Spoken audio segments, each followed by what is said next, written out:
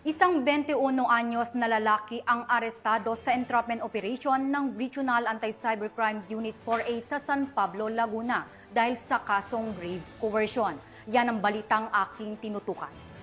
Hinasok ng mga tauhan ng Regional Anti-Cybercrime Unit 4A ang motel na ito sa San Pablo City, Laguna. Walang tinigil sa masama! Daba! Daba! Daba! Daba! Daba! Na kung saan inaresto si alias Cortez matapos itong ireklamo ng kanyang karelasyon na gusto nang makipaghiwalay sa kanya. Ayon sa investigasyon, nagbanta ang suspect na ipapakalat ang kanilang mga masiselang larawan at video kung hindi ito papayag makipagtalik sa kanya. Dahil dito agad na nagsagawa ng entrapment operation ang Regional Anti-Cybercrime Unit 4A, katuwang San Pablo City Police Station na nagresulta sa pagkakaaresto sa suspect na kinilalang si alias Cortez, 21 anyos at residente ng San Pablo City, Laguna. Nahaharap ngayon ito sa kasong paglabag sa Article 286 o grave coercion.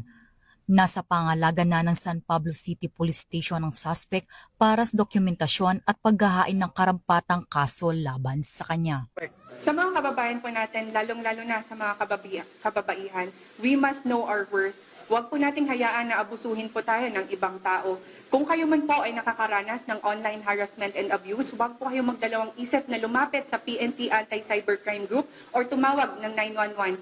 Andyan po kami 5 minuto para Mula dito sa Campo Crame, ako ang inyong PNN correspondent, Patrolwoman Mary Grace Artizuela, nagbabalita para sa Police News Network, alagad ng batas, tagataguyod ng balitang pulis.